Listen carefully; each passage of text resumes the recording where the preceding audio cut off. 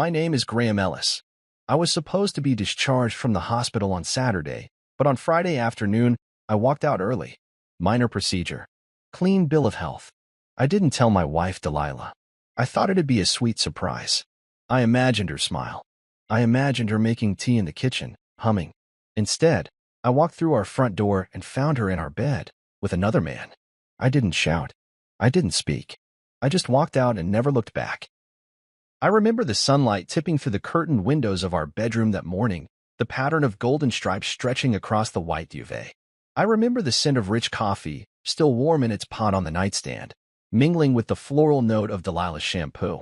I remember the moment I realized there was something in the air that wasn't mine, a charged hush that vibrated against my skin before I even saw him. There was a pulse of dread, and then I saw the outline of bodies pressed together beneath the sheet. I stood just inside the doorway, my hand still hovering on the frame, like a question unanswered. The doorknob felt cool beneath my palm. My heart hadn't registered. My mind stuttered. For an instant, I thought it must be a hallucination, a ghost conjured by painkillers lingering in my bloodstream. But then I saw the fine tremor in Delilah's chin, the sheet twisting around his torso as he tried to hide, the way her eyes went wide and trapped like a bird flapping against glass. That look cut deeper than anything I had ever felt. There was no roar of fury, no storm of accusation, just that quiet stillness that said everything. In that instant, the life I thought I'd had disintegrated. The future we'd built, the plans, the promises, the whispered dreams. All of it collapsed inward, leaving only a hollow echo of betrayal. I closed the door softly behind me, almost reverently, as if I didn't want to disturb the ruin inside. I walked down the hallway, each footstep heavy as though I was carrying the weight of every secret lie we'd ever shared. The walls seemed to narrow around me, and the muffled sound of their voices, muted now by fabric but still too intimate, became an unbearable reminder that I was an intruder in my own home. I passed the family photos framed on the walls, our wedding day, her smiling beside me in a field of sunflowers, our anniversary dinner, the table adorned with candles, Christmas morning, her hands clasped around a mug of cocoa. Each image felt like a lie. I didn't look back as I left the house. I didn't hesitate. I just stepped into the cool air of the afternoon, the light filtering through the trees outside our yard. The world continued as if nothing had happened. Cars trundling by, neighbors chatting on the sidewalk, birds navigating the branches overhead, and I felt as though I had been expelled from reality, cast out into a landscape that no longer included me. I kept walking until I reached the curb, where I paused and took a breath, aware for the first time in days of how loud my own heartbeat sounded in my ears. My breaths came shallow, brittle. My hands shook. I called a cab with fingers I barely recognized, my voice low and steady as I gave the driver an address I knew by heart but had never wanted to travel to alone, Miles Donahue's home. Miles, my closest friend, the man I knew would understand without judgment. I watched the taillights of the cab recede in my rearview mirror, shrinking until they disappeared. I didn't cry. I didn't scream. I just felt a slow crystallization of something inside me resolve. When I arrived at Miles' door, I barely remembered the ride. I think I stared out the window, feeling the city blur past, aware of how small I felt against the sprawling canvas of streets and buildings. His front porch light was on, warm and welcoming. I knocked without hesitating. When he opened the door, concern flickered across his face, and he pulled me inside before I could speak. That night, I told him nothing. I sat in his living room, wrapped in a blanket, while he made tea, and I watched him move through the kitchen of his life as if I weren't broken. He poured 2 mugs of tea in silence, the steam curling up like a soft exhale. We sat side by side on his worn leather sofa, the clock ticking with steady precision, each sound reminding me that time moved forward even when mine had stopped. I stared into the amber liquid, feeling warmth seep into my palms. Miles didn't ask for explanations. He handed me a mug and gave me space. In that quiet solidarity, I realized that sometimes the simplest acts carry the greatest strength indeed. People expect explosions in moments like that. They wait for the smashed picture frames, the yelling matches, the thrown lamps. They expect a man like me, 40, bruised from surgery, blindsided by infidelity, to unravel. But I didn't unravel. I didn't shout. I didn't even curse. I let the silence stretch so wide and deep that it swallowed everything else. That was what I carried with me down the street after leaving the house, quiet. Heavy, cold quiet. The cab pulled up at the curb, and I climbed in like I was stepping into a lifeboat. The driver looked at me through the rearview mirror and asked where I was headed. I gave Miles Donahue's address. My voice cracked only slightly. He didn't ask questions. I stared out the window as the city blurred past, the kind of day where everything feels like background noise to the chaos inside your chest. People walk their dogs, kids bike through puddles, storefronts blink their neon signs, but I wasn't part of any of it. I was somewhere else entirely, someplace between numb and raw. I arrived at Miles' building, buzzed his apartment, and waited. The door opened almost immediately. He took one look at me and stepped aside without saying a word. That's the thing about real friends. They don't need a monologue to understand. Miles was in sweatpants and a t-shirt, hair uncombed, probably working from home again. But he didn't ask, didn't pry. He just grabbed the extra key from the hook and handed it to me like he'd known I'd need it. "You hungry?" he asked eventually, after I dropped my bag in the guest room. No, he nodded once and walked into the kitchen. I followed. Watched him open a beer and then slide it across the counter to me. That was the first time I breathed deeply all day. I let the cold bottle rest against my palm and said nothing. The quiet wasn't awkward between us. It was like a weighted blanket, necessary, protective. That night, I didn't sleep. I lay on the unfamiliar bed, staring at the ceiling. I could still hear it, Delilah's soft gasp, the rustle of the sheets, the man's voice muffled by shock. I replayed it, over and over, until it lost all clarity and became just motion and sound. My phone buzzed once. A message from her. I didn't look. I powered it off. I wasn't ready for her voice, not even in pixels. Instead, I opened my laptop. The familiar blue light felt like sanity. I logged into the bank account and stared at the balance for a moment. My name, her name, joint, equal, or so I used to believe. We'd built that account together, dollar by dollar. But it was my paychecks keeping it alive. My consulting jobs, my late nights, my careful investing. And now, I realized, it was time to reclaim what was mine. I opened the banking tools, found the freeze option, and clicked it. All joint access disabled. I called the credit card company next. Froze every card. Issued replacements to my name only. Changed every password. It wasn't anger, it was clarity. A surgical detachment, like cauterizing a wound before it gets infected. Then I sent a message to the locksmith. I'd used him before. Reliable. Discreet. I gave him the address. Urgent lock change. Front and back doors. Tomorrow morning. Owner authorization, Graham Ellis. He confirmed within minutes. I stared at that screen longer than necessary until the confirmation became more real than the pain. It was only after all of that, every account locked, every key changed, that I let myself lie back on the bed and feel it. Not rage. Not heartbreak. Just done. I wasn't interested in revenge. I didn't want to scream. I wanted detachment. Peace. To be free from the ache of wondering what I could have done differently. Because the truth was, I hadn't failed. She had.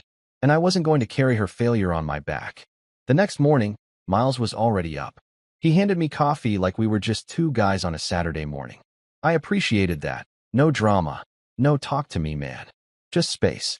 You sure you're okay? He finally asked, leaning against the counter. I nodded. I'm not mad. That's what worries me, he said, only half joking. I'm just done. That's all. He didn't push. He just clapped a hand on my shoulder and gave it a squeeze before heading to his home office.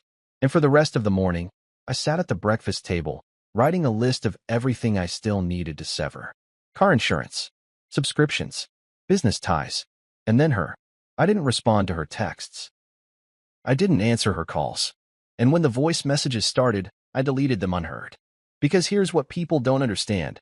Sometimes silence is the most honest answer. The absence of a reaction speaks louder than any tirade. It tells them that what they broke can't be fixed. That the door is not just closed, it's gone. Around noon, I got a text from the locksmith. All done. New keys delivered via courier.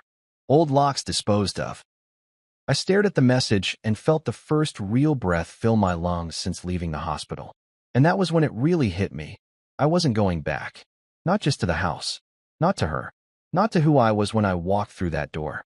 That version of me, trusting, optimistic, blind, He died the moment I saw her with that man. The version sitting here in Miles' guest room? He was just being born. By the time dawn cracked through stretched curtains, I had already taken ownership of every threshold. I lay in Miles's guest room bed until sunlight crept over the windowsill, and then I rose with the resolve of someone born anew. My first act was pragmatic.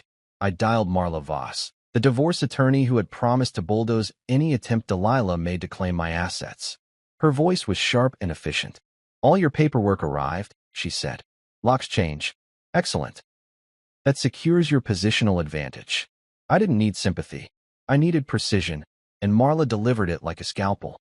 After the call, I went through my phone's contacts to find the locksmith's number again. I called, confirmed that both front and back doors were rekeyed and that the old locks had been destroyed. "I'll drop off the keys this afternoon," he said. I thanked him and hung up, feeling the last ties to the old life fall away. It wasn't petty vengeance.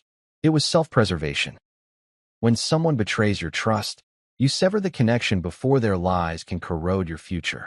Back in the guest room, I packed a small bag with essentials, a change of clothes, my laptop, a few tools I kept for my woodworking projects, and the leather journal I used for notes and sketches. I zipped it closed and carried it downstairs, where Miles already sat at the kitchen table, sipping coffee and scrolling on his tablet. His brow lifted as I entered, but he said nothing. He knew the morning's agenda without me spelling it out. I poured myself a cup of black coffee and set the bag on the table. The weight of it felt good, like the knowing heft of control. "Locksmith confirmed," I said, placing the keys I had picked up from his front desk in a neat pile beside my mug. "Every entry point is mine." Miles nodded. He understood the power a key holds, the literal ability to open or close a world. After breakfast, I drove to our former house. The streets glowed in the soft daylight, trees lining the sidewalks, neighbors stepping out with morning rituals. I pulled into the driveway and parked at the curb, heart steady and breath even. The house loomed behind me, familiar sighting, the same vibrant blue trim my mother had chosen before she died, now a symbol of betrayal rather than family. I grabbed the new key from my pocket and walked up the steps, each stride measured. The front door clicked open with ease under the new lock. I paused in the threshold and inhaled the stale scent of abandonment and dust. The hardwood floor had gathered dirt along the edges. The living room couch looked perilously close to the dog bed I used to fill with blankets. Every object in the house was dusted with memory, fading photo frames, a half-finished scarf on the armchair, the piano bench pushed to the side. I pressed a hand against the doorframe, quiet in the echoing emptiness. This house belonged to me alone now. My next move was deliberate. I turned off the security system on the wall keypad. Delilah had forgotten the code after the lock change and rebooted it under my name only. I reconfigured the cameras to redirect notifications to my phone. I watched the live feed from the front door camera, saw the normal view of the street, and felt a pulse of satisfaction. I was no longer a victim of hidden comings and goings. I controlled what could be seen and who could enter. The most visceral moment came when I pocketed the old key fobs. I dropped them into a sturdy envelope, sealed it, and slid it into my bag. Then I took a small trash bag from the kitchen, stuffed it with discarded mail, bills, magazines, junk, and dragged it down the steps to the curb. I set it beside the recycling bin with cold composure. This house was no longer a home. It was a building I leased from the past, and I was ready to move on. Before leaving, I performed a final walkthrough. I entered the bedroom where Delilah's betrayal had crystallized. The linen smelled of her perfume and him, both now vile odors in my nostrils. I opened the windows to air it out, letting fresh breeze flutter the curtains as if cleansing the space. I ran my fingers across the dresser top, where she kept jewelry I had gifted her. I left them untouched. My war wasn't won through destruction of property, but through reclaiming my life. At the foot of the stairs, I paused and placed a hand on the banister. The polished wood felt smooth beneath my palm, like something I might carve with my own hands someday. For a moment, I allowed myself a flicker of sadness. This house had witnessed laughter, whispered conversations, plans for the future, and dreams of growing old together. It was a repository of love as well as betrayal. But regret had no place in my process. I had chosen action over mourning. I closed the door gently behind me and stepped onto the front porch, the sunlight bright on my face. I breathed in deeply. For the first time since discovering her infidelity, I felt flame and frost mingle. pain tempered by empowerment. The key in my hand wasn't just metal. It was a symbol that I could walk away and still hold my head high. Walking back to the car, I felt the burden of uncertainty lessen. My path was clearing. The locks had clicked first, but I would be the one to open the next doors. I slid into the driver's seat and stared at the house for one last moment. Then I started the engine, eased onto the street, and drove toward the rest of my life with determination. The past was secured behind me, locked away. Ahead lay possibility, uncharted territory, and the truest power, the power to choose. I was a week into exile at Miles's guest house, waking each morning to the scent of pine from the tall pines that ringed the property. The guest house was small but comfortable, a memory of simpler times before Delilah moved in and tangled my life into hers. I'd spent the days outlining a new routine, woodworking in my home studio by afternoon, reading by the fireplace at night, and running through the nearby trails at dawn. The rhythm soothed me, but beneath the calm, a quiet tension pulsed in my veins. Betrayal isn't a single moment. It's a slow burn that melts trust until there's nothing left but ash. That Tuesday afternoon, I was sanding the surface of a cherrywood plank when my phone buzzed. The message preview showed Nina's name, Delilah's former colleague, and I hesitated before swiping to open. Nina and I had met only once. Polite hellos at a work conference, a conversation about office politics that now felt inconsequential. Why would she be texting me? I wiped my palm on my jeans and tapped the screen. "Check this out," her text read, followed by a screenshot of a message thread between Delilah and a contact labeled KB. My heart kicked against my ribs. "Wait until Graham pays off the mortgage, then file for divorce. He'll owe me half." Those words stared back at me in cold black font on a white background. I felt the plank slip from my grasp and clatter against the bench. My breath caught in my throat and rushed out in a sharp exhale. Kellen Briggs, KB, Delilah's lover. The man whose presence had been a secret, now exposed not just in flesh, but in premeditated words. I stared at the screenshot, reading it over and over. Each time, the betrayal deepened, taking on new contours of cruelty. This wasn't an accident. It was a calculated theft. I balled my free hand into a fist and held it at my side, as though I could squeeze the life out of the screen. I closed my eyes and leaned against the workbench, with dust settling softly on my shoulders. The workshop smelled of sawdust and varnish, clean and honest, nothing like the taint I felt in my own marriage. How long had they plotted this? How many mornings had I risen to pour coffee for Delilah, unaware that she was drafting legal maneuvers to render me half-owner of the very life I'd built? The wipe of betrayal stung my cheeks. I remembered the look in her eyes when I discovered them in our bed, a moment of panic and regret that had flickered across her face. I had given her the benefit of doubt then. I had believed there was some explanation, some wound that drove her to madness. But now I realized her deception ran deeper than I ever imagined. I pulled the phone back and tapped the message thread, feeling a surge of cold fury. The text was time-stamped 3 months ago, just after our anniversary dinner, the night she told me she loved me more than anything. I could replay that evening now with brutal clarity. The candlelight flickering across her face, her hand warm in mine, the way she kissed me on the cheek as I left for my work trip. All lies. All part of the plan. The next few seconds passed in a blur. I rebooted my phone, opened my banking app, and checked the joint account I had thought frozen but left open on the margin. There was a buffer of funds designated for renovations, money I had earmarked for new flooring and painting. It was mine legally, but to the untrained eye, it looked like shared assets. I earmarked that amount in my mind and made a mental note to transfer it into a separate account before Delilah or Kellen could act. Their plan hinged on my naivete. I would not grant them that victory.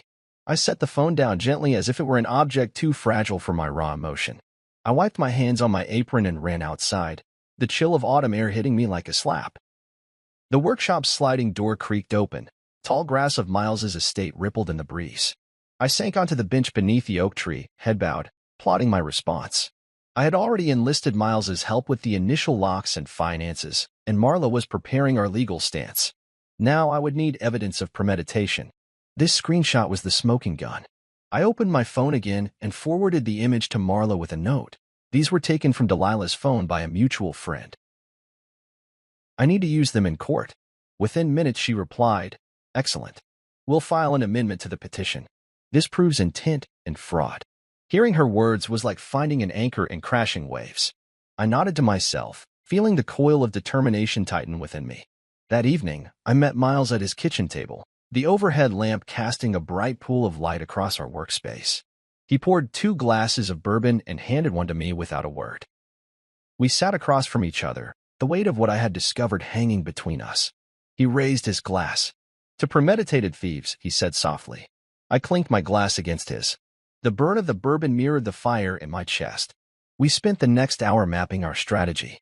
Miles made notes on a pad: transfer funds, revise security protocols, file the amendment. My hand hovered over the paper, the pen feeling steady in my grip. For the first time since the betrayal, I felt a shift from victim to architect. They had plotted against me, but I would outmaneuver them at every turn. As midnight approached, I stood by the window and gazed at the stars cleaving through the darkness. Each one felt like a promise that betrayal need not be terminal, that from ruin comes resolve. I turned back to the room where Miles had fallen asleep over a pile of legal documents, and I realized that vengeance was not the endgame. Justice was. I would dismantle their plot not out of spite, but to preserve what remained of my life's work and to ensure that no one ever again underestimated the power of a man who knows when to stay silent and when to strike. I remember the winter air biting at my cheeks the morning I walked into Marla Voss's office. The sidewalks glinted with frost, each breath I exhaled hanging like a promise before dissipating. Marla's building stood between a row of shuttered storefronts and a narrow alley, unassuming, but within its walls, deals were made and destinies redrawn. I stepped through the glass door into a hushed foyer, where leather chairs sat in silent anticipation. I checked my phone again, dozens of messages from Nina, from Miles, from my own legal team, and realized I was teetering on the edge of a new reality. Delilah's betrayal had forged me into something unfamiliar, and this day would mark the first strike in the quiet war I intended to win. Marla's office was on the 3rd floor. I climbed the stairs 2 at a time, boots clicking on marble, until I reached her door. It swung open before I could knock. She stood there in a tailored charcoal suit and heels that clicked as she strode toward me. Her hair was pulled back in a tight chignon. Her eyes were sharp, assessing. "Graham Ellis," she said, extending a hand. "Please come in." Her office smelled of leather-bound books and faint coffee. A series of diplomas and awards lined the wall behind her desk, but they felt distant against the gravity of my presence. I closed the door and found myself eye-to-eye with the bulldog in heels I'd been told about. She motioned to the seat across from her massive oak desk. I sat, and she sat opposite, hands folded. "I've reviewed everything you sent. Bank statements, security footage logs, texts from Nina, Kellen's messages, quite the collection," she said, her voice measured. I let her words settle like stones in my stomach before responding. "There's more," I said softly. "Delilah's company expense reports, her multiple card charges at the hotel, the phone records showing her location at odd hours." Marla nodded, a flicker of approval in her eyes. She rose and walked behind her desk, pulling open a top drawer. She extracted a leather-bound notebook and placed it before me. "This," she said, "will be our operative ledger. Every document you have, or can get, goes in here. We catalog it, date it, annotate the relevance. Judges respond to clarity. You have clarity. Now, we'll convert it into irrefutable evidence." I felt the weight of that notebook as I opened it, empty pages eager for testimony. I slid it toward me, as if entrusted with a weapon. Over the next few hours, we worked side by side. I laid out my folder on her desk, printed statements from our joint account showing the mortgage payments I alone had made, a spreadsheet detailing my investments, photocopies of the messages Nina had forwarded, photographs of the door camera timestamps, and printed hotel receipts with Delilah's signature. Marla organized them into labeled stacks: assets, communications, activities, intent. With each file I handed her, I felt more of the past, our shared life, fall away. Between stacks, Marla asked precise questions. "When did you first notice discrepancies in her spending? Do you have records for those months? Any witnesses to her trips? What about texts apologizing for late nights?" I answered each in turn, surprising myself with how collected I felt. My anger had coalesced into a surgical focus. If she thought she could gut me with secrecy and lies, I would meet her with documentation and proof.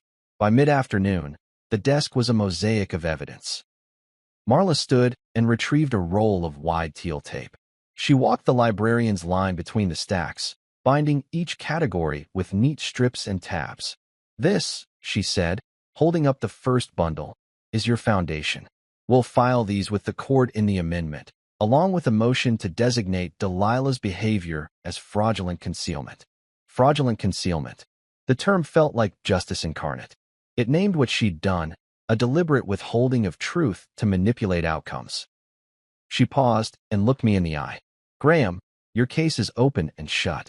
You've shown intent to defraud and financial manipulation. They'll try to argue emotional distress or remorse. But this is premeditated theft. You're not here as a victim. You're here as a plaintiff demanding equity. Do you understand?"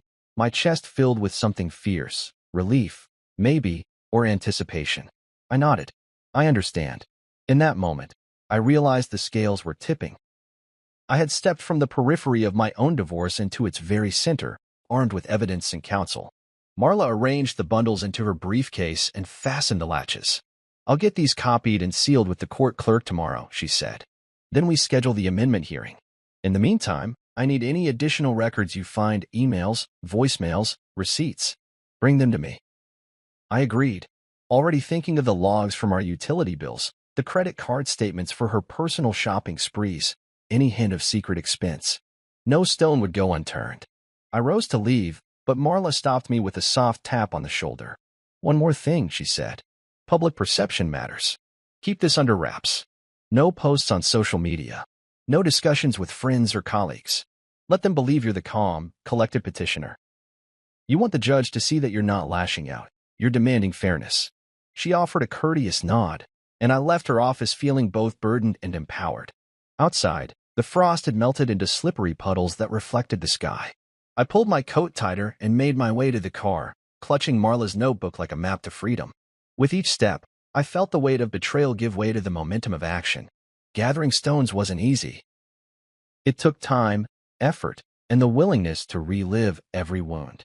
But as I settled behind the wheel and started the engine, I realized that each document, each photograph, each logged entry was a stone I could cast into the still waters of Delilah's plans. And the ripples would reveal her for who she truly was. Someone who lost not just a husband, but the trust that had once defined them both. The morning of the service felt surreal, as if I were watching from a distance while the world moved in slow motion around me. I woke before dawn at Miles's place, the sky still a muted indigo beyond the blinds.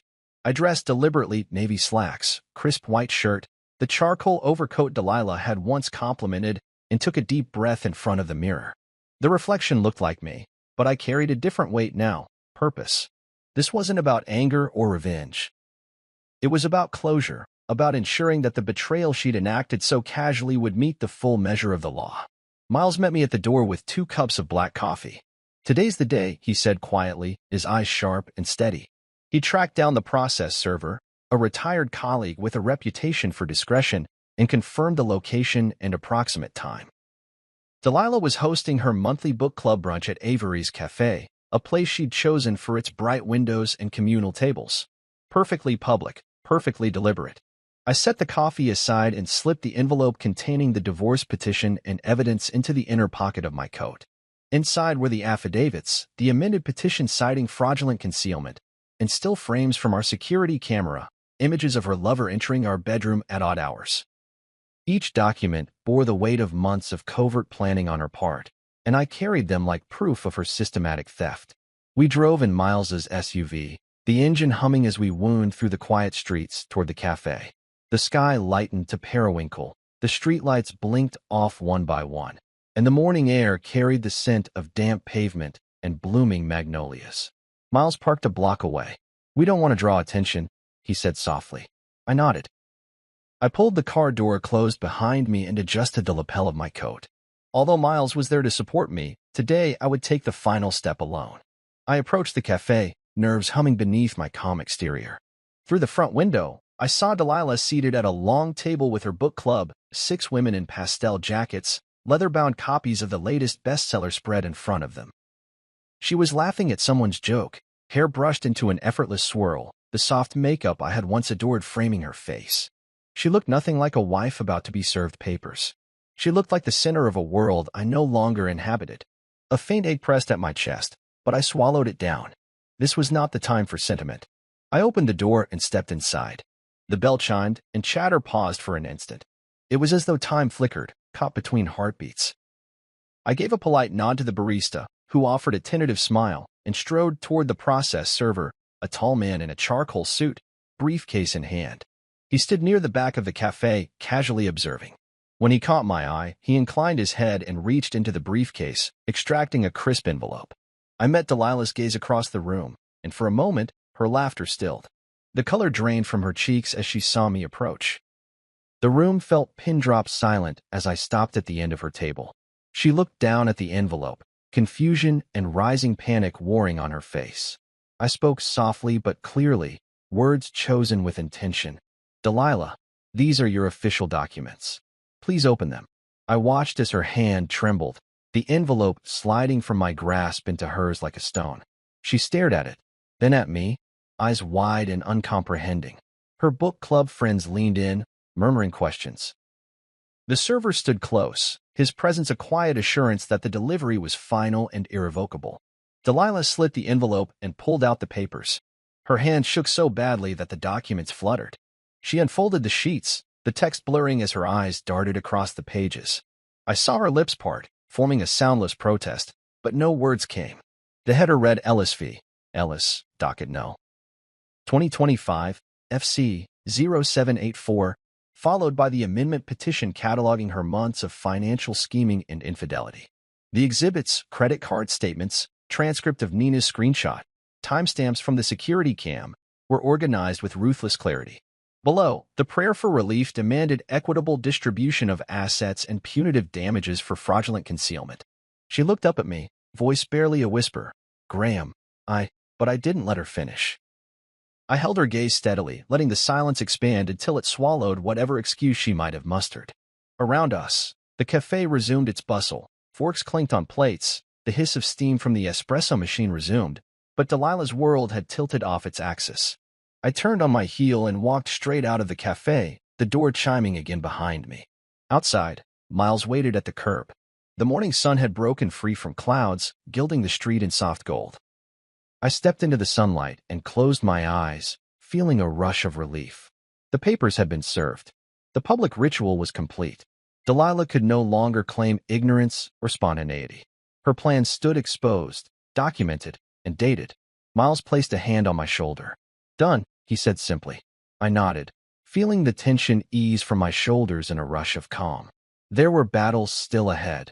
Court hearings, negotiations, the lingering ache of a broken marriage. But this moment marked a turning point. I had reclaimed my power not through fury, but through measured resolve. We walked back to the car in companionable silence, the envelope's empty sheath in my coat pocket, a reminder of what once tethered us and what now lay irretrievably behind. As we drove away, I looked back at the cafe window, where Delilah sat stunned and silent among her friends. A new chapter in my life had begun, one defined not by betrayal but by the strength to face it and move beyond. The morning after serving Delilah, I woke with a hollow ache in my chest and a phone buzzing beside the bed. I stared at the ceiling for several minutes, the white surface revealing the first threads of sunlight slipping through the blinds. My thumb hovered over the screen before I rolled onto my side and checked the notifications. 5 missed calls from an unfamiliar number, 10 text messages from Delilah, and 1 voicemail. I could almost hear her desperation through the screen's glow. I closed my eyes and let out a slow breath, steeling myself for the next round. I slid out of bed and dressed quickly in jeans and a gray crew neck sweater. The house, the loft I'd moved into weeks ago, felt empty without her name attached to any corner. I pattered into the kitchen, brewed coffee, and watched the steam curl above the mug. Outside the window, the city stirred to life, joggers rounding the corner, cars easing into traffic. Ordinary scenes, ordinary lives. Mine had shifted irrevocably, but the world pressed on, expecting me to meet it at its own pace. After pouring coffee into a travel mug, I settled at the kitchen island and unlocked my phone. The first message from Delilah, Graham, please. It was just a mistake. I scrolled down. We can fix this. I never stopped loving you. Please talk to me. Beneath those, a text from Kellen Briggs. I'm sorry for everything. I want to make it right with you and your husband. Call me. I blinked at the screen, the messages forming an invisible web that sought to pull me back into the wreckage. I thought of the silence I'd carried with me these past weeks. That same stillness had been more devastating than any scream, and now these desperate words threatened to break the dam I'd built. I tapped the first message. It was just a mistake. I imagined Delilah's voice trembling as she pressed send. A mistake. An accident. As if months of clandestine meetings and financial scheming could be dismissed with a single word. I replied with the calmest sentence I could muster. You made your choice. And I hit send. She responded almost instantly. It wasn't like that. I was lonely. You were never home. I felt a flicker of anger. The audacity to rewrite history, to spin her betrayal into my neglect. I scrolled to her next text. I'm sorry. I wanted to fight for us. The contradiction cut deep. If she wanted to fight, she would have stopped when she saw me in our bed. I set the phone aside and sipped my coffee, willing the anger to settle into clear-headed resolve. Then there was the voicemail. I hesitated before tapping it. Delilah's voice flowed through the speaker, raw with regret. Graham, please listen. I know I hurt you. Kellen, he's been here. He says he loves me, but I don't love him. I love you. You have to believe me. Let me explain. Her words hung in the air, echoing against the walls of the loft. I felt my throat tighten, the familiar ache of betrayal flaring in my chest. I shut off the phone and stood, pacing the hardwood floor. I knew replying would change everything. Words carry power. An apology, no matter how insincere, would open a door I had closed so decisively. But I also recognized the magnitude of mercy and the difference between forgiveness and reopening wounds. I poured the rest of my coffee down the sink, the liquid trailing like melted regret.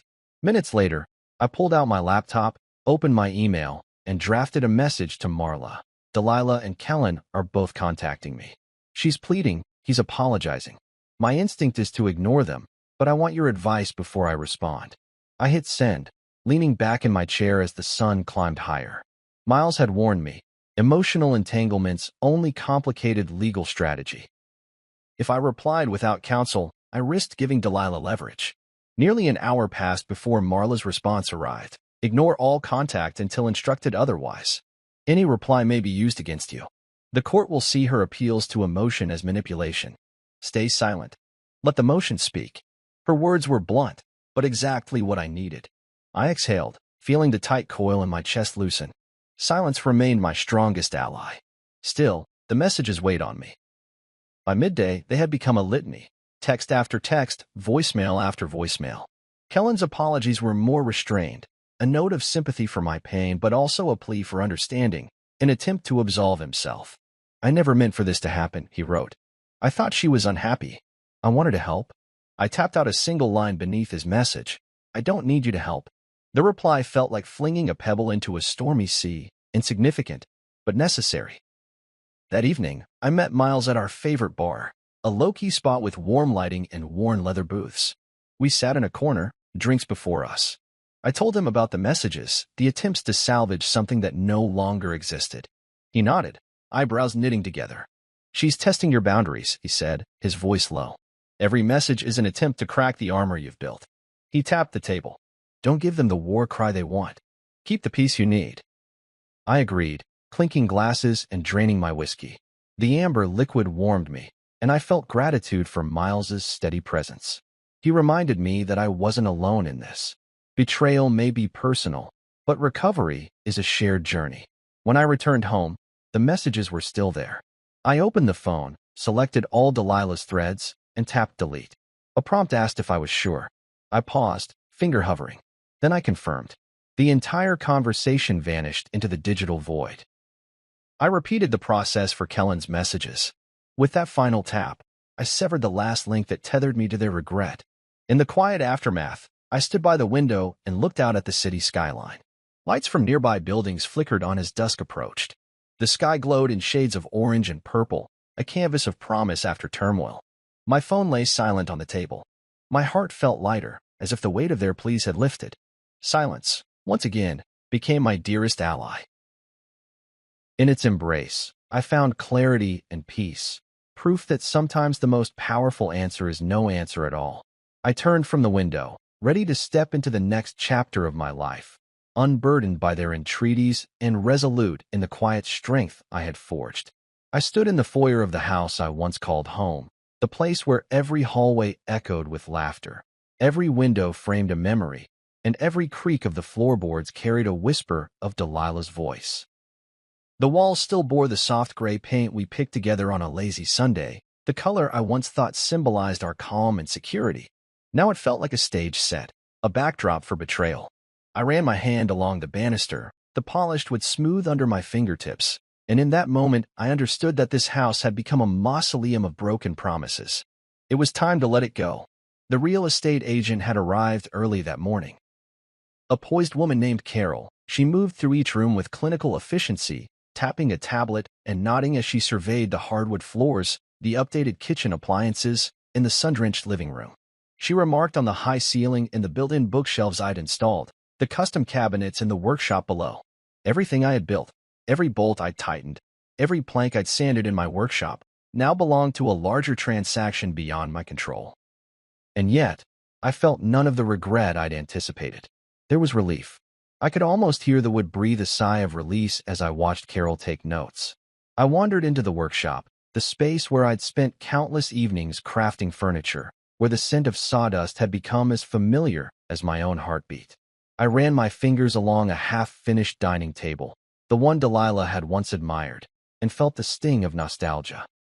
But as I looked at the cherrywood grain dancing across the surface, I realized it wasn't my grief I was mourning. It was the version of myself who believed in forever. That person was gone, replaced by someone forged in the fires of betrayal, yet tempered by resilience. I lowered my hand and turned away, knowing the workshop and these tools would soon have a new owner, someone with fresh dreams. Downstairs, I met the stager who had come to transform the master suite into a showcase of suburban perfection. She draped white linen slipcovers over the furniture, arranged pastel throw pillows with geometric precision, and placed a vase of peonies on the nightstand, a flower I'd never liked but that apparently signaled tranquility. I watched her work and marveled at her ability to overlay a mask of serenity over a room steeped in turmoil. Once her hands were off, that room would be nothing more than another listing in a market saturated with promises of comfort. I gave her a polite nod, then slipped away before sentiment could catch up. By midday, the photographer arrived. He set up lights and lenses and invited me to stand in the doorway for a few shots of the living area. I obliged, smiling at the camera even though the act felt unnatural. I imagined those photos online. The staged living room, the gleaming hardwood floors, the bright kitchen, the deep uranium blue of the backsplash, the same color I had chosen after our last fight to remind us of the ocean where we'd honeymooned. The irony was bittersweet. I maintained the facade of contentment for the camera, letting the shutter click until Carol declared the images perfect for the listing. Then I walked away, feeling the finality of each flash imprint itself on my mind. In the afternoon, I opened the doors for prospective buyers. Couples in crisp slacks and designer purses wandered through, phones out, whispering assessments of square footage and curb appeal. A young family with 2 children ran up the stairs, their laughter bouncing off the walls as they explored the bedrooms. The children's delight hit me like a wave. I remembered once being that young father, dreaming of the day I'd hold a child in my arms within these very walls. But the memory felt distant, like a painting seen through frosted glass. I watched the family crowd around the window overlooking the backyard, and I realized they were beginning to weave their own stories into this space. Let them. It was no longer mine to hold. That evening, I closed the door for the last time. The agent handed me the final sales agreement, and I signed with a calm hand. The ink felt cool on my finger, a tangible acknowledgement that the past was boxed up, bound by contract, ready to be transferred to new hands. I handed back the keys, no hesitation in my gesture. The moment I stepped onto the front porch, the late golden sunlight filtered through the maple trees, and I felt a lightness I hadn't known in months. I inhaled the crisp air, the scent of autumn leaves and decay, and realized decay could be beautiful if it led to new growth. I walked away without looking back, not once. Behind me stood a house, once brimming with hope, now sold to strangers with fresh dreams.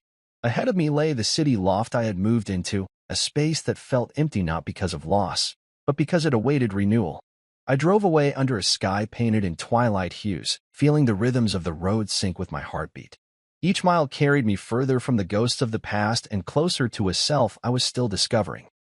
In the rearview mirror, the house shrank until it was just another structure on the horizon.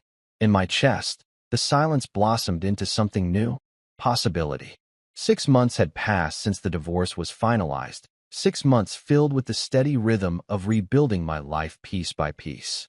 I'd settled into the loft downtown, where the afternoon light slanted through the high windows and cast long shadows across the reclaimed wood floors. I had returned to my woodworking, the smell of fresh-cut timber and linseed oil becoming a salve for old wounds, each project a testament to renewed purpose. My friends rallied around me. Miles, ever the steadfast ally, who celebrated each small victory. Marla, whose legal prowess had secured my future. And Nina, whose courage in exposing Delilah's plot had reminded me that loyalty still existed. Yet despite the comfort of routine, I remained wary of letting anyone into the quiet corners of my heart. That changed on a crisp morning in late November. I just finished installing a set of floating bookshelves in the living room when I noticed her at the cafe below. Isla Monroe leaned against the counter, her hazel eyes meeting mine through the glass pane as steam curled from the espresso machine beside her. She wore a simple gray sweater and dark jeans, her hair pulled back in a loose ponytail that highlighted the gentle curve of her neck. For a moment I paused, sandpaper still in hand, as something unfamiliar stirred within me, a flutter of anticipation I hadn't felt since before betrayal. I wiped my hands on my apron and descended the stairs, the loft buzzing quietly with the hum of city life around me. The cafe door chimed as I entered, and Isla glanced up from the register. She gave me a small, genuine smile that lit her face. I returned the smile, surprised how readily it came.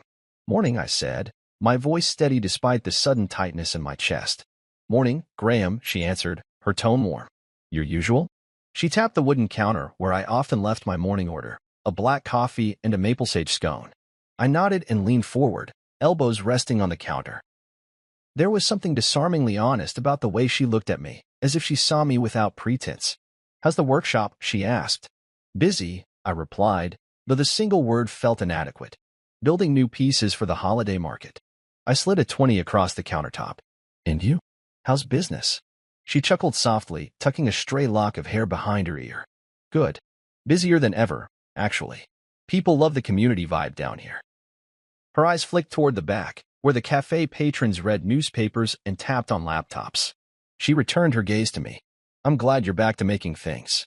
I smiled, surprised by how much her words meant. "It helps," I said. "Keeps my mind focused." Her nod was understanding, devoid of pity. I realized then that she offered something no one else had: acceptance without judgment. We fell into easy conversation, discussing oak versus maple for my next commission, the best local suppliers, the rising cost of lumber. By the time I reached for my coffee, I felt lighter, as though each exchanged word had swept away a cobweb of doubt. I lingered by the counter long after my coffee was gone, watching Isla move with grace as she prepared a latte for another customer.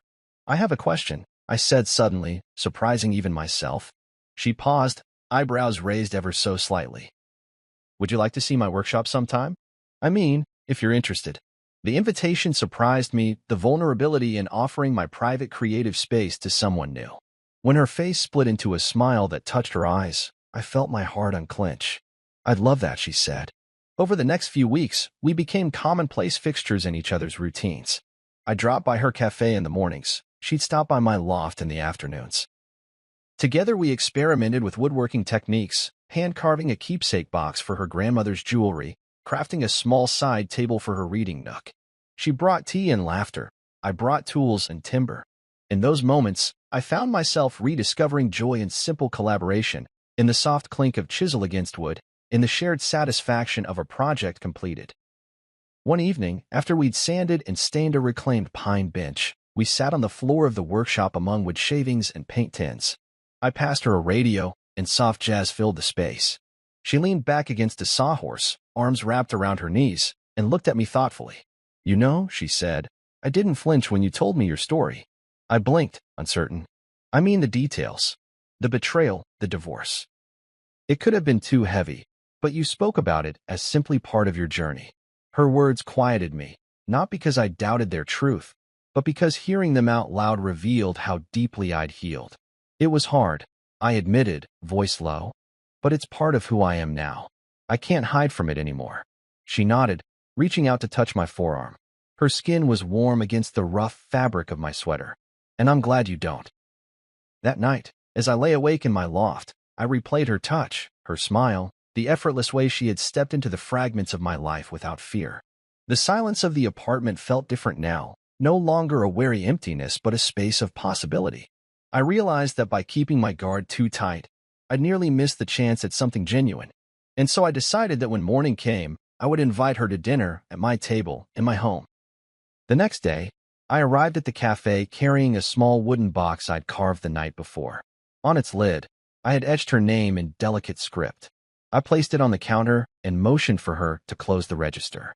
When she did, I handed her the box. "For you," I said, "something I made." Her eyes widened as she lifted the lid and saw the smooth, polished interior. "It's beautiful," she whispered. I smiled, heart steady. "I was hoping we could share a meal tonight. Just you and me." She looked up, surprise giving way to happiness. "I'd like that very much," she said, sliding onto the stool beside me. As we sat side by side, the cafe humming around us, I felt gratitude wash through me. Her acceptance had cracked open a door I thought would remain sealed forever. And stepping through it with her meant that, at last, I was ready to trust again, to build not just with hands and tools, but with hope and heart. A year had passed since I first walked out of that bedroom without a word, and the life I'd rebuilt felt unassailably my own. Each morning, I woke in the loft, sunlight streaming across the reclaimed wood floors, and felt gratitude for the simple luxury of peace. My woodworking business had flourished beyond the one-time commissions I once imagined possible. I had a team of 3 apprentices helping me fulfill custom orders, and every piece bore the mark of intention and honesty I'd rediscovered. I learned to savor mornings over black coffee in Isla's cafe, afternoons at the workbench shaping raw timber into objects of utility and beauty, and evenings on my own balcony gazing at the city skyline, secure in solitude. Then, one crisp autumn afternoon, a thick envelope arrived by courier, bearing my name in Delilah's familiar cursive. My heart stuttered as I turned it in my hands, the paper weight heavy with memory. I recognized her handwriting, elegant, deliberate, each letter trailing into the next in a seamless loop. I carried it to my studio and set it on the bench beside the half-finished cherrywood planter I'd been working on. The room was quiet except for the hum of the overhead lamp. I traced the envelope's edge with a fingertip, feeling the slight texture of the paper, and for a moment everything else fell away. The warmth of Isla's hand in mine, the smell of espresso mingled with sawdust, the steady rhythm of my breathing. I carried that envelope upstairs and placed it on the kitchen island, where sunlight pooled in a golden half-circle. I brewed coffee, the ritual calming my pulse, and returned to study the envelope like an artifact, unopened, mysterious, potent. My first instinct was to ignore it, to let it sit until it disintegrated in the passage of time, as her voice had once done when I pressed my ear to the door. But something held me back, a knot of curiosity fed by the unspoken words that lingered between us long after the divorce. I lifted the flap, broke the seal, and unfolded the letter within.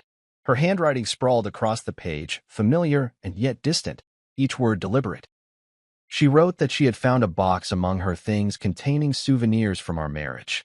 A pressed rose from our first anniversary, the ticket stub from the film festival where we danced beneath the marquee lights, the photograph of us on our honeymoon balcony overlooking the Mediterranean. The box had sat in a closet untouched for years, a shrine to a love that had soured but never vanished entirely. She said that she wanted me to have it back, every item contained within.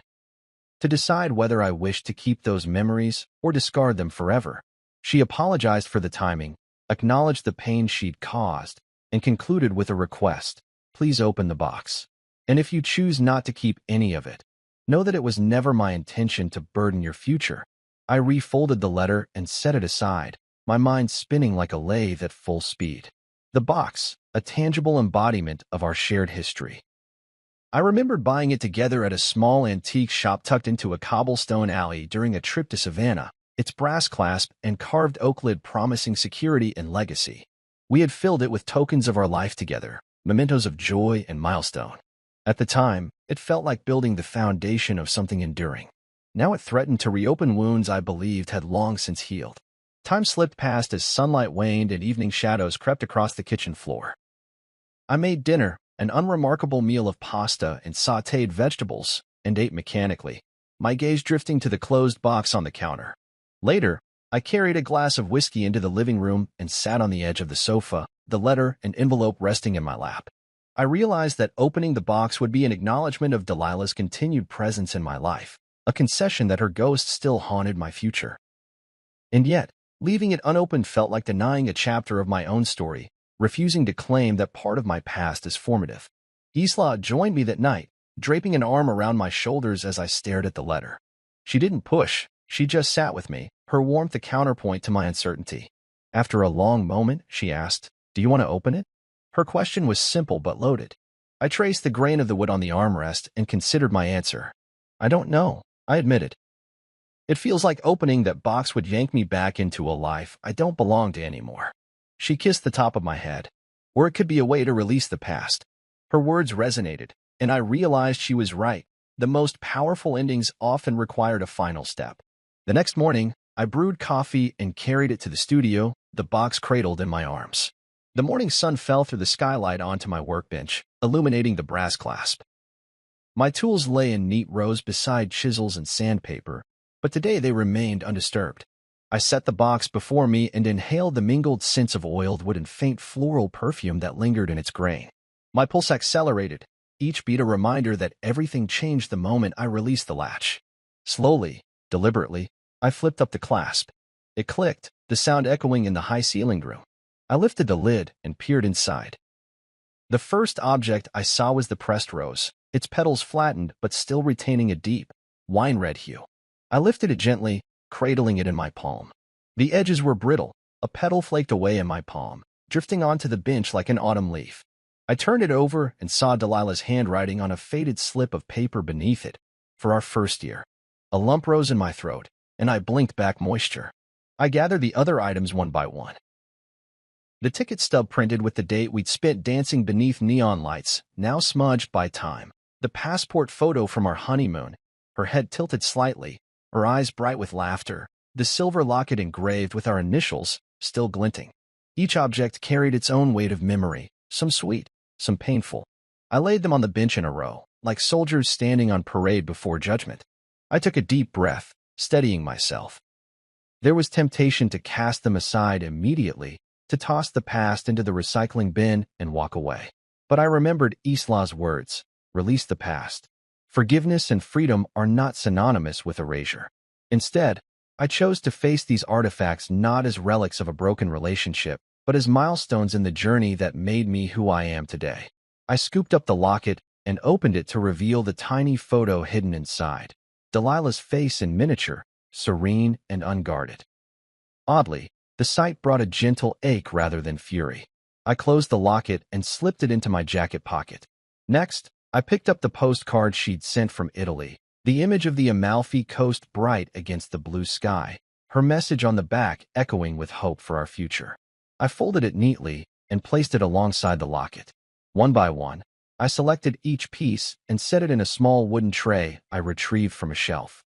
When I had transferred the final item, a simple silver key we had joked would open the door to our first home together, I ran a hand over the tray's edge and looked at the collection. The workstation that had once seemed imposing now held a quiet altar of memory. A sense of closure washed over me, not because I had destroyed the contents, but because I had honored them. I lifted the tray and carried it downstairs. In the living room, Isla was reading on the sofa. I set it on the coffee table and sat beside her. Her eyes widened as she saw the tray, and she reached for my hand. "I did it," I said softly. "I opened it." She nodded, her thumb brushing my knuckles. "How do you feel?" I looked at the objects, now familiar in a new light. "Liberated," I admitted. "And grateful, I think. For what we had, even if it wasn't forever. I'm glad I have these memories, but I don't need to live in them." She smiled and leaned her head against my shoulder. "You've made peace with the past, and now I can build the future," I replied, kissing the top of her head. Later that afternoon, I gathered the contents of the tray and placed them in a small keepsake box I had carved myself. The oak matched the original box's grain but felt sturdier, as if it had been crafted with the lessons of betrayal and renewal in mind. I etched the date, a new date, today's date, onto a brass plate and affixed it to the lid. Inside, the rose, the photos, the locket, the ticket stub, the postcards, and the key nestled together, not as relics demanding mourning, but as markers of growth. I handed the box to Isla with a quiet flourish. "For safekeeping," I said. She lifted the lid, her eyes soft as she took in each item in turn, and slipped her hand into mine. "It belongs to you," she said. "And now to us." That evening, I walked out onto the balcony and gazed at the city lights, the box resting on a side table beside a single mug of coffee. The future stretched out before me, unmapped, unpredictable, and thrilling. I inhaled the cool air, feeling the box's presence as a reminder that the past need not imprison us, but can instead illuminate the path forward. I closed my eyes and whispered into the night, "I'm ready." And in that moment, the city answered with a symphony of distant horns and murmured conversations, a living testament that when we finally open the boxes we fear, we unlock the power to step fully into the life we choose.